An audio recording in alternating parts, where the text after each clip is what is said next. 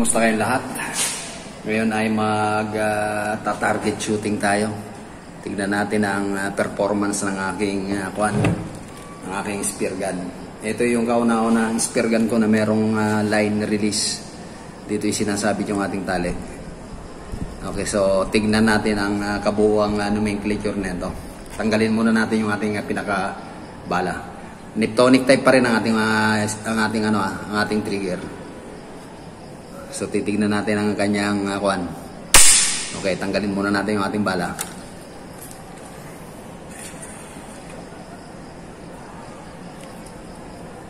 Okay, so yung bala natin, ito ay stainless na 5mm. 6mm pala ito, 6mm ang diameter. Then ang haba na ito,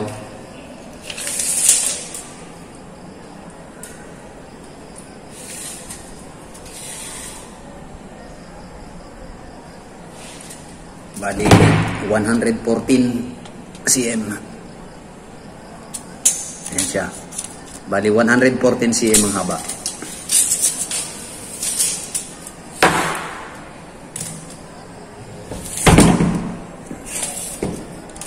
Okay, so yung ating mula rito sa goma hanggang dito sa sabitan ng goma, yan ay 50 cm. Kaya 50 cm lang ang tawag ko rito. Pero ang haba nito, lampas to sa ang total na haba ng ating pinaka body 93 cm. Pero yung distansya mula rito sa goma hanggang sa sabitan 50 cm lang. Okay, so naglagay rin ako ng tali. Ito ay temporary lang ito. Bali ang haba ng aking tali na nilagay, bali 3 dipa. Bali mga ito, mga siguro 10 feet. Okay, so tingnan natin ang magiging performance nito. Okay, so susubukan natin ang kanyang performance. Magte-testing tayong i-practice ang performance nito. Tingnan natin kung anong kanyang magiging performance. Okay, so ikasan muna natin siya. Okay, so ganito ang procedure. Andyan ang goma, ilulusot natin sa ibabaw. Bali, nagaganyan ang goma. Papasok natin ang ating pinakabala. Ayan, nasa ilalim siya. Tapos, idediretso lang natin yan sa pinaka-lock. Tapos, ikasan na natin. Ayan, nakalock na yan. Then, isecure na natin yung ating mga tali.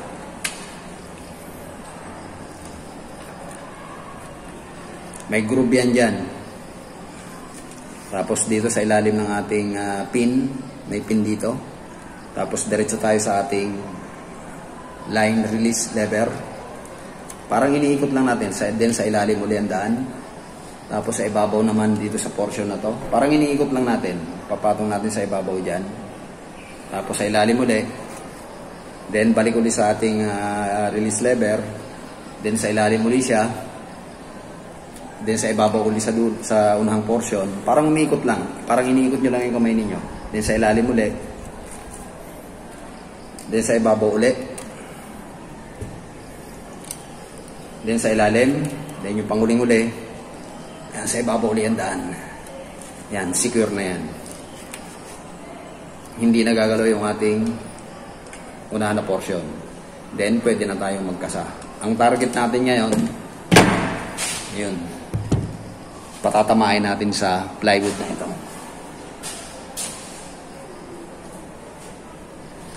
So ito ay 1/4 ang kapal ng plywood na to. Kaya lang lalagyan natin ng palaman sa likod. Ito ay ano ito white charcoal. Papel ito na pinitpit kong maigi, piniga, then pinatuyo para just itong aking pang-practice para hindi madadamage sa maigi yung ating pinaka bala. So tignan natin kung ano magiging performance.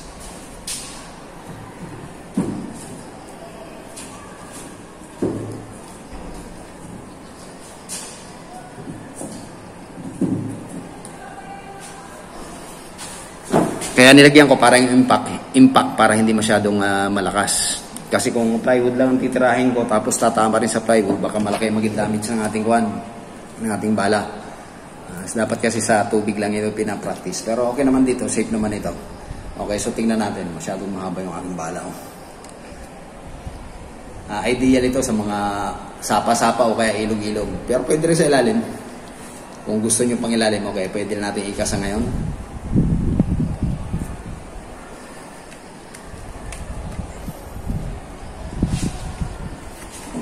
Matigas ng isa. Malaki kasi isang goma. Yan. Yan ang kanyang setup. Nakakasa na yan. Ang trigger mechanism ko, napakalambot lang na ito galawin. Huwag nyo kalilimutan maglalagay lagi ng trigger guard. Kasi pag ito nagalaw, itong trigger natin, madali siyang magre-release. Pero kahit pa makapalang ilagyan natin ng goma dyan, hindi siya basta-basta magre-release. Okay, tignan natin kung ano magiging performance nito. Yun ang target natin.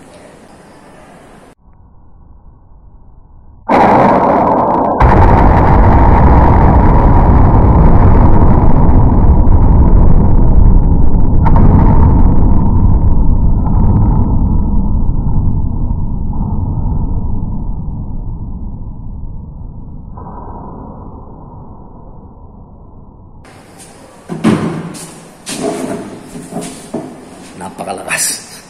Kung wala yung wala yung pinaka shock absorber natin na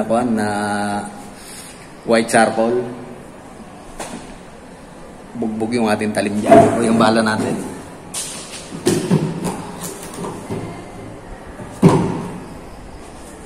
So itong kanyang performance, tagos na tagos sa ating hindi lang dumamay sa ating pinakasima.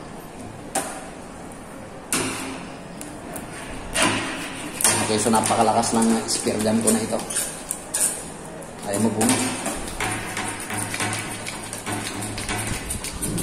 Okay, so testingin pa ulit natin ng isa pa. Ayan, butas sa butas yaw.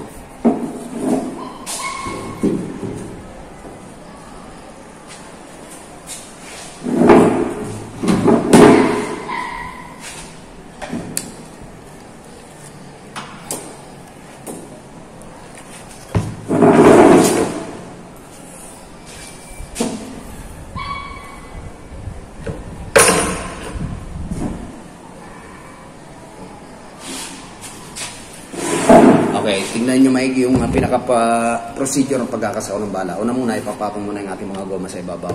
Ayan, nakaganyan yan. Tapos, ipapasok muna natin yung ating pinaka-bala.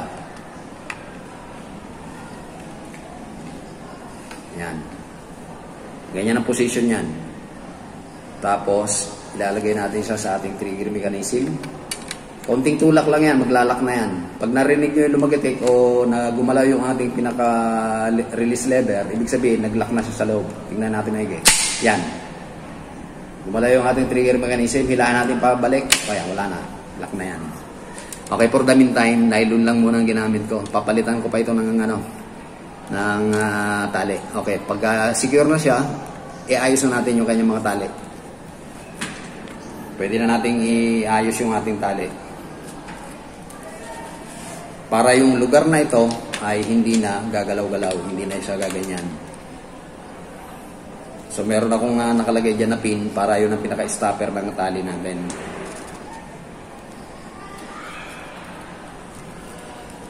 Tapos i-overlap natin sa pinaka-ibabaw. Tapos may groove yan dyan. Then diretso tayo rito. Sa ilalim, natin padadaanin sa ating pin dito. Sa ilalim.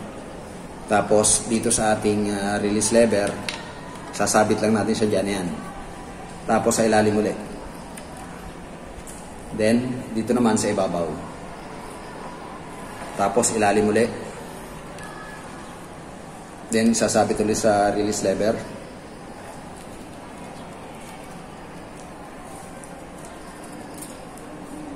Tapos, diretso ulit rito sa ibabaw.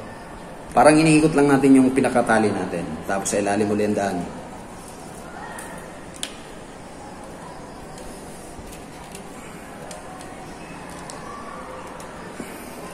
Yan. Safe na yan.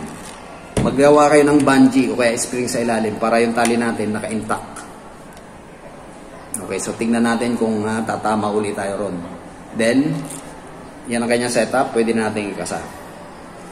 Gaya na sabi ko, pwede kayo magpalit ng kahit anong klaseng goma. Bahala na kayo dumiskarte ko anong goma ninyo. Ang ginamit ko ngayon, isang 6mm na outside diameter at saka 5mm yung inside, then isa naman 9mm, 2mm ang inside diameter. Okay, so testingin natin ulit. Medyo mahirap nga lang ang pagkakasa ng makapal na goma.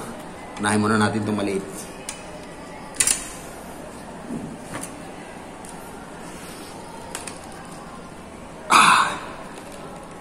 Mapapaa ka talaga. Sobrang tigas ang goma ko. Okay, so ready to fire na ito. Siya nga pala, bago kayo mag-practice, siguraduhin yung walang tao sa paligid ninyo o safe yung lugar na pinagpa-practicean ninyo. Walang gamit na madadamage at hindi rin kayo madadamage. At lagi mag-iingat sa paggamit ng mga ganito. Pang-professional lang ito. Yung mga baguhan dyan, wag kayong magpa-practice ng walang guidance ng nakatatanda, ha? Okay, so testingin ulit natin. Palatamaan ulit natin yung plywood na yun.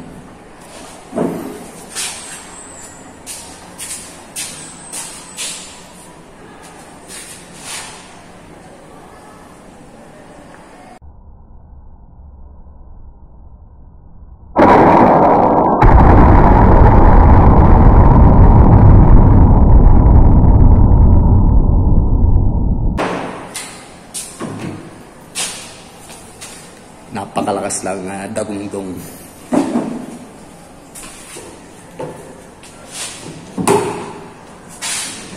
Ayan, ganyan tama. Natuhog pati yung ating shock absorber na white charcoal. Kasi kung wala ito, maaaring dumiretso lang ng maigi yung ating yung ating bala, masisira, tatama sa mas matigas.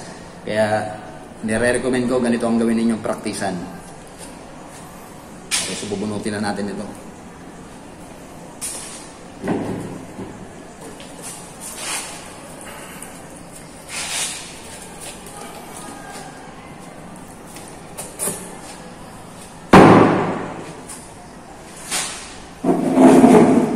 Okay, so napakalakas ng aking spear gun na ito.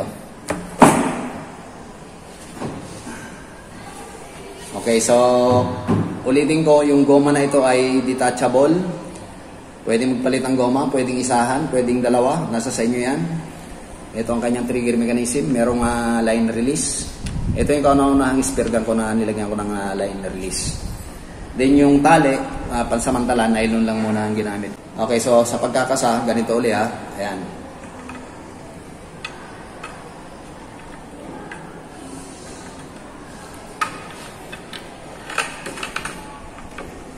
Ang goma nasa loob. Ayan. Ipapasok dito yung ating shock. Ayan, nakaganyan siya. Tapos, itutok lang doon sa ating pinaka-trigger. Konting sundot lang o konting tulak lang. Pag lumagitik na yan, ibig sabihin lock na yan. Yan. Ibig sabihin nakalock na yan. Hindi na mabubunos yan.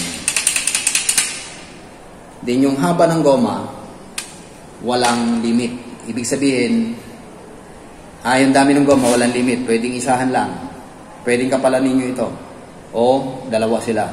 Magkaibang size o parehas ang size. O bahala na kayo kung anong gusto ninyo. Ang importante, malambot siyang kalabitin yung trigger mechanism. Kasi may mga trigger na kapag malaki ang load, mahirap din kalabitin. Okay, so itong trigger na ito ay napakalambot. Okay, then ipipix na natin yung ating unahan na portion para hindi nagalaw, para hindi na ganon. So goma ang tali ang ipangano natin yan, pang pipix. Kaya nilagyan ko to ng tali para hindi gagalaw-galaw yung ating pinaka-unahan na portion ng ating bala. Ayan. Laging sa ilalim ang daan ng ating pin. Ayan, nakaganyan na yan. Tapos, sabit dun sa ating release lever. Then, sa ilalim uli ang daan. Then, sa ibabaw uli. Iikot nyo lang yung tali. Walang problema kahit gaano kahaba ang taling ipulupot nyo rito. Basta ganito ang procedure kapag lalagay ng tali. Laging nasa ilalim yung ating tali sa ating pin sa gitna ng ating shaft ng ating body ng spear gun. Tapos sa ibabaw naman yung sa may dulo.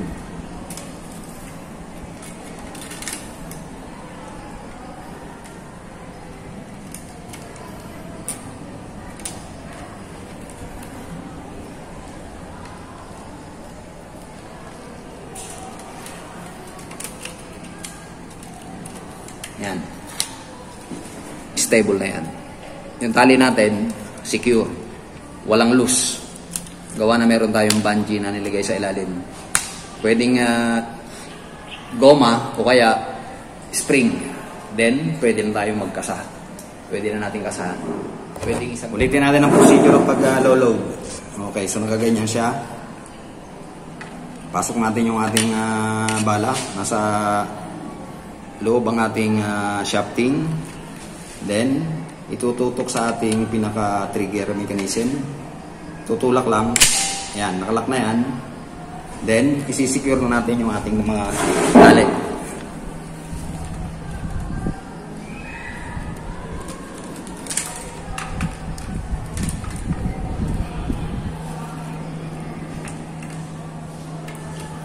Diretso lang dito sa pin na nasa bandang gitna. Tapos hawakan yung tali rito. Tapos ipulupot natin sa ating release lever dito. Sa release lever na ito. Sabit lang natin siya dyan. Then balik ulit sa ilalim ulit ang daan. Pigil ulit.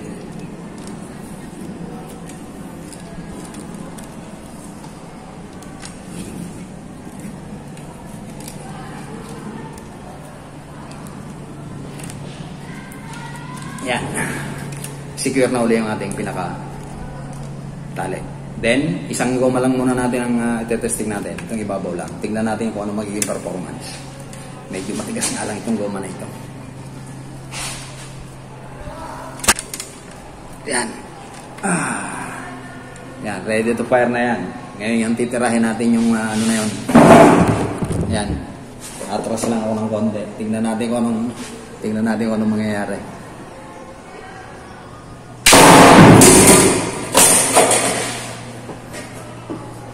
Tagos. Isang goma lang ang ginamit natin.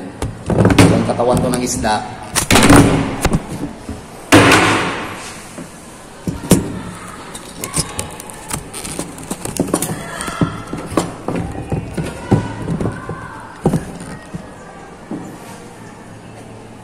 Kung katawan to ng isda, lanus-lanus yan. Yan, tagusan ng plywood dito na napakatigas. Hirap bunutin.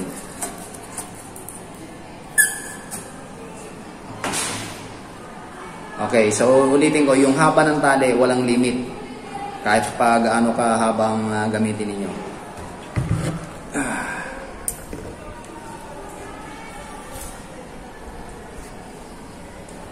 Okay, so ito ngayon yung performance ng aking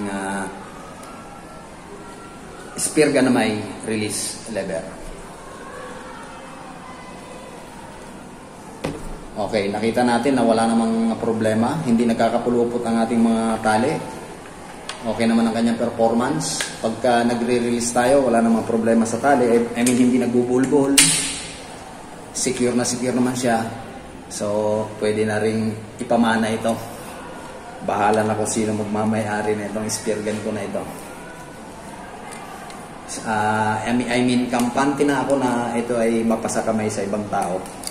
Kasi na-testing na natin na maigi ang kanyang performance.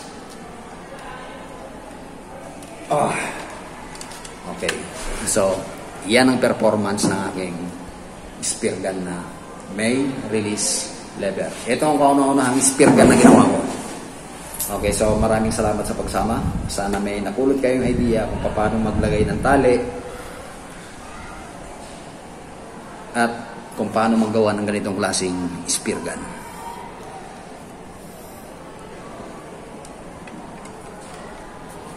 Okay, so maraming salamat sa pagsama. Until then.